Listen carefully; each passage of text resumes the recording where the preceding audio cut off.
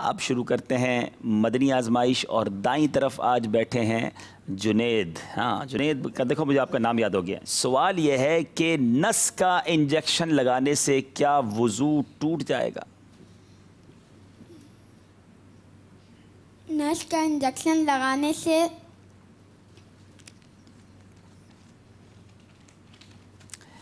नस का इंजेक्शन लगाने से क्या वुज़ू टूट जाएगा?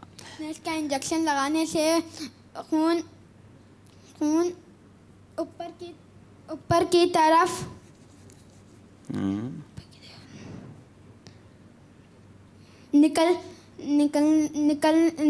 निकले वुज़ू टूटेगा कि नहीं ये बता दें चले हुक्म। तो वुज़ू टूट जाएगा। जी देखिए, नस का जो इंजेक्शन होता है ना, वो जब लगाया जाता है तो उससे खून खींचा जाता है। तो थोड़ा सा खून जब उसकी जगह से बाहर निकलेगा, खून खींचा जाता है तो कुछ ना कुछ आपने देखा होगा सिरिंज के अंदर भी खून आ जाता है। तो इसलिए उलमा फरमाते हैं कि नस का इंजेक्शन लगाने से अगर खून इतना निकला कि वो बहने की मिकदार है तो इसलिए उसका वज़ू टूट जाता है। तो नस वाले इंजेक्शन लगाने से रोज़े में परहेज़ करना चाहिए। जुनेद ने अटक अटक कर अपनी बात पूरी हम तक पहुंचा दी है, इसलिए इनका जवाब हम दुरुस्त मान रहे हैं। जवाब दुरुस्त दे दिया है।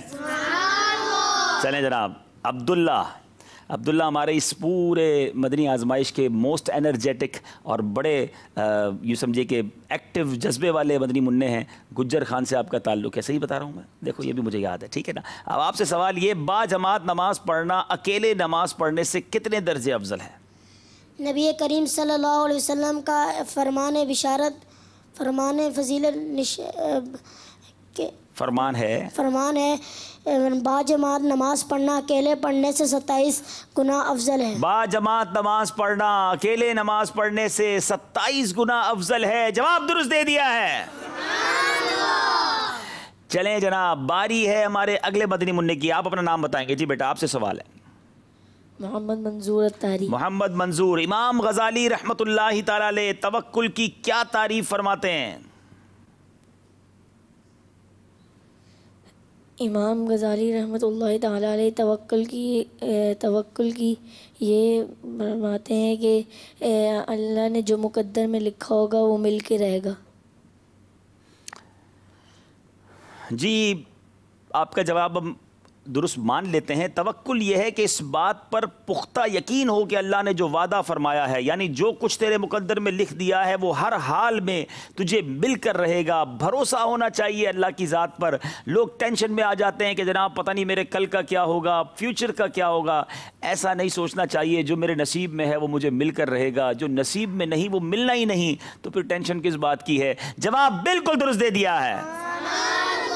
चलें, ये वाले मदनी मुन्ने जवाब देंगे और आपने हमें शेर पूरा करके सुनाना है। कहीं का मुझको गुनाहों ने अब नहीं छोड़ा,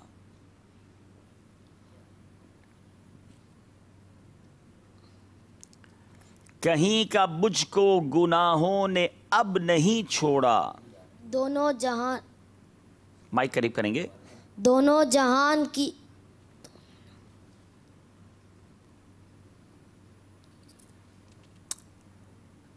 कहीं का मुझको गुनाहों ने अब नहीं छोड़ा। आपका नाम क्या बेटा? सुफियान। सुफियान। गलती हो गई है। अज़ाबे नार से बहरे नबी बचा या रब। हमारे अगर नातख़्वां इस्लामी भाई सुनाना चाहें तो हमें सुना दीजिए। कहीं का मुझको गुनाहों ने अब नहीं छोड़ा, अज़ाबे नार से बहरे नबी बचा या रब, अज़ाबे नार से बहरे नबी बचा।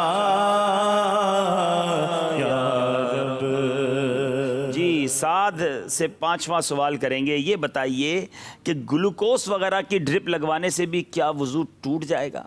ग्लूकोज वगैरह की ड्रिप लगाने से भी वज़ू टूट जाता है। ग्लूकोज वगैरह की ड्रिप लगाने से ड्रिप के अंदर थोड़ा सा खून आ जाता है, जिसकी वजह से वुज़ू टूट जाता है। ड्रिप नस में लगवाने से वुज़ू टूट जाएगा, क्योंकि बहने की मिकदार में खून निकलकर नलकी में आ जाता है। जवाब दुरुस्त दे दिया है। लेकिन याद रहे, ये वुज़ू तोड़ेगा, रोज़ा तोड़ने वाली चीज़ें वो अलग हैं। इंजेक्शन लगाने से रोज़ा नहीं टूटता, लेकिन इंजेक्शन वो वाला लगाना जिससे खून निकलता है उससे वुज़ू टूटता है। तो ये थोड़ा सा कन्फ्यूजन ना हो जाए कि रोज़े की हालत में अगर किसी को इंजेक्शन लगाना पड़ जाए तो उससे रोज़ा नहीं टूटता। रोज़ा टूटने के लिए जो चीज़ें उलमा ने बयान की हैं कि किसी जो हमारे मुँह है, नाक है, या वो रास्ते जिसके ज़रिए हमारे मैदे तक कोई चीज़ पहुँच सकती हो, तो उससे रोज़ा टूटता है। इंजेक्शन लगाने से, बाज़ औक़ात इंसुलिन लगानी पड़ती है, तो उससे रोज़ा नहीं टूटेगा। अब हमारे छठे मदनी मुन्ने से सवाल यह है कि अमीर अहले सुन्नत ने अपनी किताब नमाज के अहकाम में नमाज के कितने वाजिबात तहरीर फरमाए हैं? तकरीबन 30 वाजिबात। देखिए 3 ऑप्शन हैं, 31, 41 और 30। आप क्या, आप कंफर्म हैं?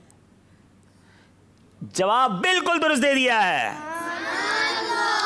चलें जनाब, अब बारी है 7वें मदनी मुन्ने की। अब देखें कि इनकी तैयारी कैसी है। नाम बताएंगे बेटा अपना? मोहम्मद हम्माद अत्तारी। मोहम्मद हम्माद अत्तारी। रोज़ा किस पर फ़र्ज़ है? तौहीद और रिसालत का इकरार करने और ज़रूरियात दीन पर ईमान लाने के बाद जिस तरह हर मुसलमान पर नमाज फ़र्ज़ करार दी गई है, इसी तरह रमज़ान शरीफ के रोज़े हर मुसलमान मर्द और औरत आकिल व बालिग पर फ़र्ज़ हैं। जी जनाब, अहम तरीन फ़र्ज़ है। हर मुसलमान मर्द और औरत आकिल व बालिग पर रोज़ा फ़र्ज़ है। जवाब दुरुस्त दे दिया है। शुजा बेटा, अब आपकी बारी है। आपने शेर हमें सुनाना है। तुझसे तुझी को मांग कर मांग ली सारी कायनात। मुझसा कोई गधा नहीं, तुझसा कोई सखी नहीं। मुझसा कोई गधा नहीं, तुझसा कोई सखी नहीं। जवाब दुरुस्त दे दिया है। तुझसे तुझी को मांग कर मांग ली सारी कायनात। तुझसे तुझी को मांग कर मांग ली सारी कायनात। मुझसा कोई गदा नहीं, तुझसा कोई सखी नहीं।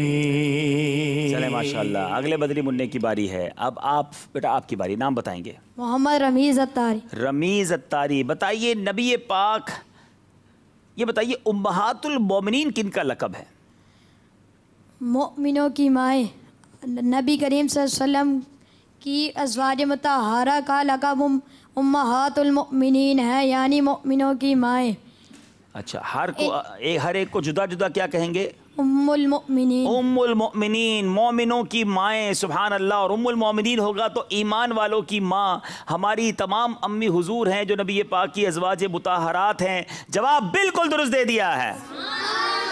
चले, इतनी देर हो गई, कोई तोहफा नहीं दिया किसी को। कोई मदनी मुन्ने किसी उम्मुल मोमिनीन का नाम बताएंगे? किसी एक उम्मुल मोमिनीन का। चलें, आप बताएंगे ये कोने वाले जी। चलें ज़रा, आप ये बैरून मुल्क वाले भी तैयार रखें। ये जिस उम्मुल मोमिनीन का नाम बताएंगे, इसके अलावा आपने किसी अम्मी हुजूर का नाम बताना है जी। हज़रत मैमूना। हज़रत मैमूना रदी अल्लाह ताला अन्हा। जवाब दुरुस्त दे दिया है जी। बताइए कोई नाम उम्मुल मोमिनीन का। अच्छा, एक सवाल पहले और करता हूँ। हज़रत मैमूना रदी अल्लाह ताला अन्हा का मज़ार किधर है, वो पहले बैरून मुल्क में से कोई बताएं। चलें बापू, ज़रा जल्दी जाइएगा। हज़रत मैमूना रज़ी अल्लाह ताला अन्हा के मज़ार के साथ तो एक शानदार वाक़या भी बड़ा खूबसूरत अमीर अहले सुन्नत ने अपनी किताबों में बयान किया। अल्हम्दुलिल्लाह हमने दीदार भी किया है। बताएंगे कि हज़रत मैमूना का मज़ार कहाँ है? जी बताएं भाई। अपना नाम भी बताएंगे, अपना शहर या मुल्क भी बताएंगे जी। मुदस्सिर अत्तारी, ओमान मस्कत से हाज़िर हुआ हूँ जी। माशाअल्लाह, इतिकाफ़ के लिए। वाह वाह वाह। हज़रत सय्यदतुना मैमूना रज़ी अल्लाह ताला अन्हा का मज़ार जद्दा यानी मक्का जब आते हैं तो रास्ते में मक्का शरीफ में ही कहेंगे उसको, ठीक है। जब रोड आप के बिल्कुल साथ माशाल्लाह वो मज़ार है कि जो मस्जिद आयशा से यानी मस्जिद तनईम से अगर कोई सुए मदीना जाए तो दिल की तरफ आता है, रोड पर ही मौजूद है। और बताने वाले बताते हैं कि इस बाज़ार को माज़ अल्लाह गिराने के लिए, रोड को बड़ा करने के लिए बिल्डोज़र चलाए जाने की कोशिश की गई।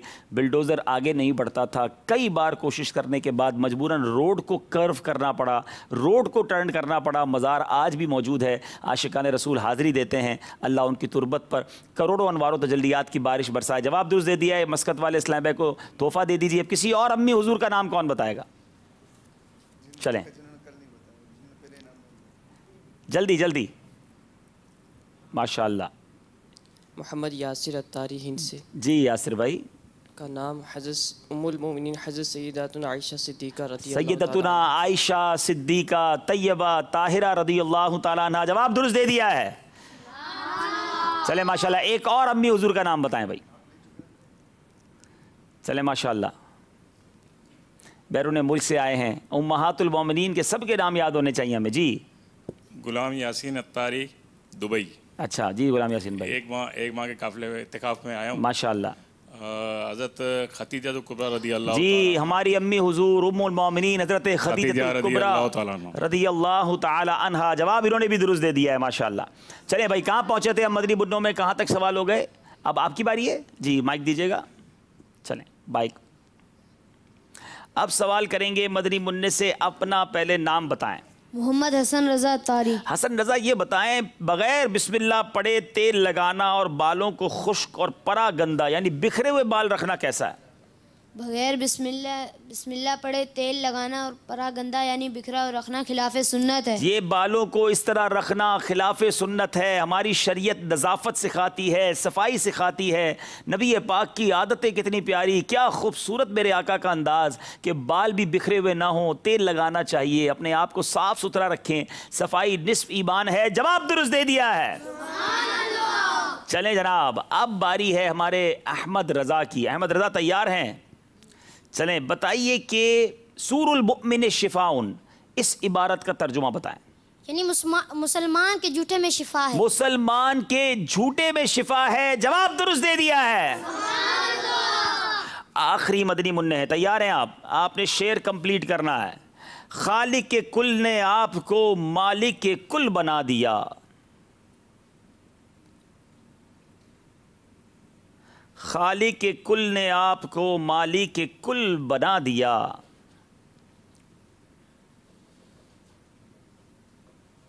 दो जहां की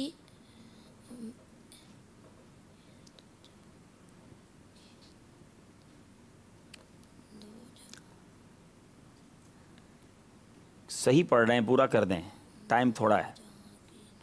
खालिक के कुल ने आपको मालिक के कुल बना दिया,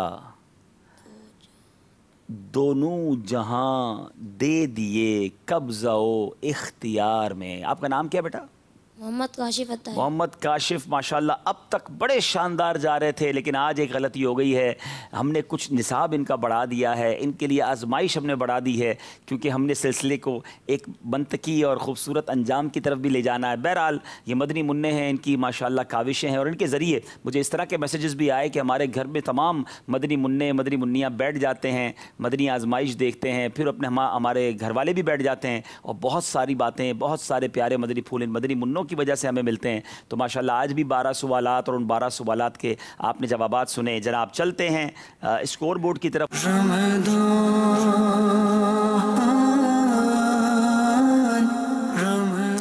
जनाब ये आज थोड़ा सा मुकाबले में मज़ीद ट्विस्ट आया है। 16 नंबर पर अहमद रज़ा, हसन रज़ा, मलिक मंजूर, हम्माद अत्तारी और अब्दुल्ला अत्तारी, रमीज़ अत्तारी और जुनेद अत्तारी हैं।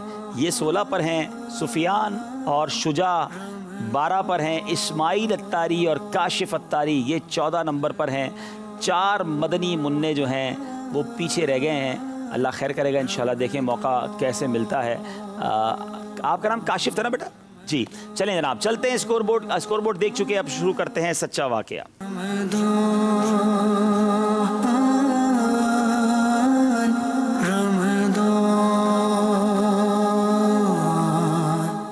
आज आपको जो वाक़या सुनाना है ना, वो एक ऐसा अजीबोगरीब वाक़या है। जिंदों को मरते तो सुना था, आज हम कुरान का वाक़या सुनेंगे जिसमें 70,000 मुर्दे ज़िंदा हो गए। 1000 2000 भी नहीं, 70,000 मुर्दे। ये कैसे हुआ था? हज़रत हिस्कील अलैहिस्सलाम, ये हज़रत मूसा अलैहिस्सलाम के तीसरे खलीफा हैं जो मनसबे नबूवत पर सरफराज हुए। हज़रत मूसा की वफ़ात दुनिया से पर्दा फरमाने के बाद आपके जो पहले खलीफा थे हज़रत यूशा बिन नून, जिनको अल्लाह ने नबूवत दी, उनके बाद हज़रत कालिब बिन यूहन्ना अलैहिस्सलाम, उनको मर्तबा नबूवत मिला, और तीसरे थे हज़रत हिस्कील, ये भी हज़रत मूसा अलैहिस्सलाम के जानशीन और नबी हुए।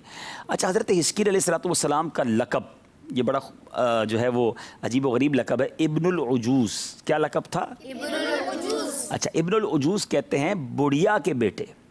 ये हुआ ये था कि आपकी वालदा बहुत बूढ़ी हो गई थी जब जाके आपकी विलादत हुई, यानी बूढ़ी माँ के यहाँ आपकी विलादत हुई, इसलिए आप क्या कहलाए? इब्नुल उजूज़। अच्छा, एक और लक़ब भी आपका था ज़ुल्किफ़्ल, ठीक है। ज़ुल्किफ़्ल आपका लक़ब ये था, इसकी वजह ये थी कि आपने अपनी किफ़ालत में लेकर 70 अंबिया इकराम को कत्ल होने से बचा लिया था, क्योंकि यहूदी कौम उनके कत्ल पर आमादा हो गई थी, इसलिए आपको किफ़ालत में लेने वाला या किफ़ालत वाला ज़ुल्किफ़्ल जो है वो आपका लक़ब बना। तो ये 2 लक़ब याद रखने हैं। पहला क्या है? हज़रत हिस्कील अलैहिस्सलाम का इब्नुल उजूज़, और दूसरा लक़ब ज़ुल्किफ़्ल, ठीक है। अच्छा, हुआ ये कि हज़रत हिस्कील अलैहिस्सलाम की जो कौम थी, जहाँ रहती थी, वहाँ ताउन का मर्ज़ आ गया। ये मर्ज़ बड़ा ख़तरनाक होता है, इसमें जिस्म पर गुल्टियाँ कह लें या वो क्या कहते हैं उसको, बहरहाल अजीब अजीब से यूँ समझे निशानियाँ बन जाती हैं, और उसके ज़रिए इंसान बगल के अंदर भी उसमें गुल्टियाँ बनती हैं और इंसान फिर उसके बाद उमूमन मौत का शिकार हो जाता है। अब तो खैर इलाज आ गया, पहले ये बहुत ज़्यादा होता था, और ये ताउन का अज़ाब तो सूरत में भी कई कौमों पर नाजिल हुआ। लेकिन अब आपकी कौम में जब लोगों ने देखा कि लोग इसकी वजह से बहुत मर रहे हैं, ताउन की वजह से, तो भाग कर वो जंगल में छुप गए। अब अल्लाह तबारक व तआला को ये हरकत उनकी बड़ी नापसंद हुई कि मौत के खौफ से जाकर शहर ही छोड़ दिया, क्योंकि मौत तो कहीं भी आ सकती है। तो अल्लाह तबारक व तआला ने एक अज़ाब के फ़रिश्ते को जंगल में भेजा, जिसने बुलंद आवाज़ से कहा, मूतू, यानी मर जाओ। सिर्फ उसकी आवाज़ की हैबत ऐसी थी कि बग़ैर किसी बीमारी के वो 70,000 अफराद मर गए, सब के सब मौत आ गई उनको। अब इस कदर ज़्यादा 70,000 लाशें हों तो सबको दफन कैसे करेंगे, कफन कैसे लाएंगे? तो अब इनकी लाशें बिल्कुल बग़ैर कफन के मैदान में पड़ी रहीं, और अब उनकी लाशों से बदबू आने लगी, सड़ने लगी। हज़रत हिस्कील अलैहिस्सलाम जब कुछ दिनों के बाद आए और अपनी इस कौम की हालत देखी कि इनकी लाशें ऐसे पड़ी हैं, तो आप बड़े गमज़दा हुए। अल्लाह की बारगाह में दुआ की, मौला मेरी कौम को माफ़ कर दे, उनसे नादानी हो गई, ये लोग मेरे दुख सुख के शरीक थे, मेरी कौम हलाक हो गई, मैं अकेला ही रह गया, सब चले गए। अल्लाह के नबी जो थे उनकी दुआ कबूल हुई। अल्लाह तबारक व तआला ने ये वही भेजी कि ए हिस्कील, आप इन टूटी बिखरी हुई हड्डियों को जमा कीजिए। हज़रत हिस्कील ने उन हड्डियों को जमा किया। अब कहा कि ए हड्डियों, अल्लाह तुमको हुक्म फरमाता है इकट्ठा हो जाओ। ये सुनकर वो बिखरी हड्डियाँ जो उनमें हरकत हुई और वो जमा होना शुरू हो गई, ढांचे बन गए, स्केलेटन जिसको कहते हैं ना, ढांचे बन गए। फिर वही आई कि ए हिस्कील, आप फरमा दीजिए, ए हड्डियों, तुमको अल्लाह का हुक्म है, गोश्त पहन लो। तो अब ये कलाम सुनते ही फ़ौरन हड्डियों के ढांचों पर गोश्त पोश्त चढ़ गए। तीसरी बार ये वही नाजिल हुई कि ए हिस्कील, अब ये कह दो कि ए मुर्दों, अल्लाह के हुक्म से उठ खड़े हो जाओ। अभी आपने ये फरमाया था कि 70,000 लाशें जो थीं वो कलमा तैयबा सुब्हानकल्लाहुम्मा व बिहम्दिका ला इलाहा इल्ला अंता पढ़ते हुए ये सब खड़े हो गए। 70,000 मुर्दे अल्लाह के नबी की दुआ से ज़िंदा हो गए, और ये दोबारा अपने शहर में जाकर आबाद हो गए, अपनी उम्रों पर ज़िंदा रहे। मगर एक गलती की थी ना, अल्लाह की नाफरमानी की थी, मौत के खौफ से मुल्क ही छोड़ गए। तो उन पर एक निशान बाकी रह गया। उन लोगों की ज़िंदगी में इनकी मौत का एक निशान ये बाकी रहा कि उनकी और उनकी औलाद की जिस्मों से सड़ी हुई बदबूदार लाश की बदबू आती थी। ये खुद ज़िंदा थे, खुद भी, और इनके बाद इनकी औलाद पर भी, बल्कि जो कपड़ा भी पहनते थे वो कफन की सूरत का हो जाता था। जो भी लिबास पहनते वो कफन जैसा हो जाता था। और कब्र में जिस तरह कफन मैला हो जाता है, उनके कफन पर भी वो मैलापन जो था वो नमूदार हो जाता था। चुनांचे ये असरात, ये मैं बड़ी अहम बात करने जा रहा हूँ।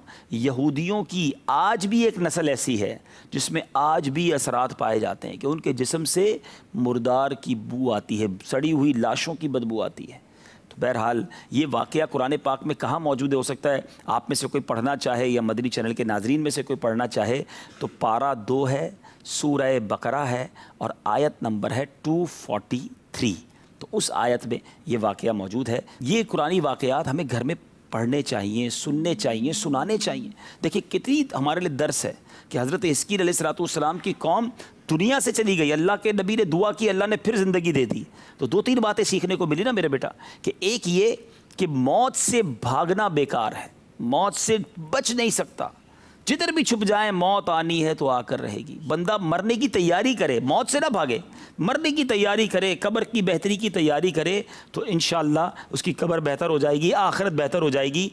इसी तरह एक और बात पता चली कि हज़रत हिस्कील की दुआ से जब 70,000 मुर्दे ज़िंदा हो सकते हैं तो हमारे आका तो सारे नबियों के आका हैं ना, सब नबियों के सरदार हैं, तो उनकी दुआ का आलम क्या होगा? वो तो आका तो वो हैं, आला हज़रत कहते हैं ना, नबी पाक तो चलते फिरते मुर्दों को जिंदा कर दिया करते हैं। एक दिल हमारा क्या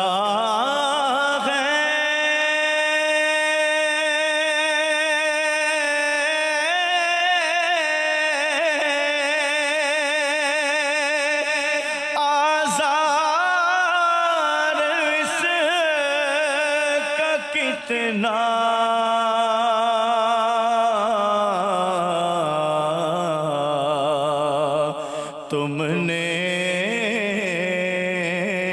तो चलते फिरते मुर्दे जिला दिए हैं, तुमने तो चलते फिरते मुर्दे जिला दिए हैं। ये जो मौत के डर से अपने आप को डरते रहते हैं ना, तो मौत की तैयारी करनी चाहिए। एक बादशाह था जिसका नाम था अब्दुल मलिक बिन मरवान। उसके मुल्क में भी वबा फैली ताउन की, बड़ा डर गया। अब वो घोड़े पर बैठने लगा, कहता मैं ज़मीन पे पाँव ही नहीं रखूँगा, पाँव रखूँगा तो वबा आ जाएगी। घोड़े पर ही सोता था, मौत के खौफ से घोड़े पर ही ज़िंदगी गुजारने लगा। तो एक रात उसे नींद नहीं आई, उसने अपने किसी खादिम से कहा कोई वाक़या सुनाओ। कहा हुज़ूर एक वाक़या सुनाता हूँ आपको। कहानी ये है कि एक लोमड़ी थी और उसकी शेर से दोस्ती थी। तो एक बार एक अकाब जो है उसने लोमड़ी पर झपटा मारा, तो वो शेर के पास गई। शेर ने कहा मेरी पीठ पर बैठ जाओ, देखता हूँ कौन तुम्हें पकड़ता है। तो अब सारे जो दीगर हमला करने वाले ज़मीनी जानवर थे वो तो भाग गए कि शेर से कैसे निपटे गए, लेकिन अकाब जो है ऊपर से फिर आया और लोमड़ी को उठा कर ले गया। तो लोमड़ी चीखने लगी कि शेर आपके होते हुए मुझे अकाब ले जा रहा है। तो शेर ने कहा कि ज़मीनी दरिंदों से तो मैं तुम्हें बचा सकता हूँ, आसमानी बलाओं से मैं तुम्हें नहीं बचा सकता। तो पता चला कि हम कितना ही इंतज़ाम क्यों ना कर लें, जब कोई कुदरत में हमारी तकदीर में कोई चीज़ लिखी है, वक्त आ गया मौत का, तो फिर होकर रहेगी। तो हमें मौत से भागने की बजाय मौत की तैयारी करें, अच्छे आमाल करें कि अच्छी मौत आ जाए, कलमे वाली मौत आ जाए, कब्र हमारी जन्नत का बाग बन जाए। तो आशिक रसूल जो है ना वो मौत से डरते नहीं हैं, बल्कि वो तो नबी पाक अलैहिस्सलातु वस्सलाम, मौत तो मोमिन के लिए तोहफ़ा कहा गया ना। हमें मरने के बाद पता है क्या मिलेगा? आला हज़रत कहते हैं ना, जान दे दो वादाए दीदार पर, जान दे दो वादाए दीदार पर, नकद अपना दाम हो ही जाएगा। हमें तो नबी पाक का दीदार नसीब होगा इंशाअल्लाह। जान दे दो वादाए दीदार पर, जान दे दो वादाए दीदार पर, नकद अपना दाम हो ही जाएगा, हो जाएगा, नकद तो अपना दाम हो ही जाएगा। चलें अब आज के वाक़े से हमारे मदनी मुन्नों से सवाल, ठीक है? ये बताइए कि हज़रत हिस्कील अलैहिस्सलातु वस्सलाम की कौम, जिनको किस वबा के ज़रिए उनका जो है वो किस वबा से वो भागे थे, वो कौन सी वबा थी जो उनकी कौम में फैल गई थी? अच्छा, मैं चाह रहा था कि चलें आप अगर जवाब देते तो अच्छा था, क्योंकि आज आपसे गलती हो गई थी। उमर जवाब देंगे कौन सी वबा थी? चलें जी बताएं। मुफ्ती फारूक साहब के माशाल्लाह साहबजादे आए आज हमारे सिलसिले में। जी बेटा। ताउन की वबा थी जिसकी वजह से ये कौम जो है वो हलाक होने के खौफ से भागने लगी, मगर फिर सारी जो है वो कौम बाद में हलाक हो गई। अच्छा, अब कोई बताएंगे, जी देते तो, कि ये कितने लोग थे जो जिनका इंतकाल हो गया, क्वांटिटी कितनी थी? जी मेरे बेटा आप बताएंगे, आप बताएंगे। मैं कोशिश करता हूँ कि आज जिससे गलती हुई है नंबर कम मिलें तो कोई दिल जोई उनकी भी हो जाए। 70,000 अफराद थे कि जो हलाक हो गए और फिर उसके बाद उन्हें दोबारा हज़रत हिस्कील अलैहिस्सलाम की दुआ की बरकत से ज़िंदगी मिली। चलें ये तोहफ़ा दे दें। अब ज़रा बैरून मुल्क वालों के पास जाएँ। हज़रत हिस्कील अलैहिस्सलाम का लक़ब बताएँगे। हज़रत हिस्कील अलैहिस्सलाम का क्या लक़ब था वो बताएँगे। अब उनकी बारी। बैरून मुल्क के इस्लामी भाई बता दें ताकि ये भी जिन्होंने अब तक तोहफ़ा ना लिया उनसे सवाल करें तो ज़्यादा अच्छा है। माशाल्लाह। जी अपना मुल्क भी बताएंगे भाई, शहर या मुल्क। अस्सलाम वालेकुम रहमतुल्लाहि व बरकातहू। वालेकुम अस्सलाम रहमतुल्लाहि व बरकातहू। जी अब्दुर्रहमान अत्तारी कुवैत से आए, अपने अब्बू के साथ आए? अच्छा माशाल्लाह। जी क्या जवाब देंगे, क्या इसका जवाब है? ज़ुल्किफ़्ल। ज़ुल्किफ़्ल यानी इन्होंने कई अम्बिया की किफ़ालत करके उन्हें यूँ समझिए कि कत्ल होने से बचाया था, इसलिए ये ज़ुल्किफ़्ल कहलाए। जवाब दुरुस्त दे दिया है।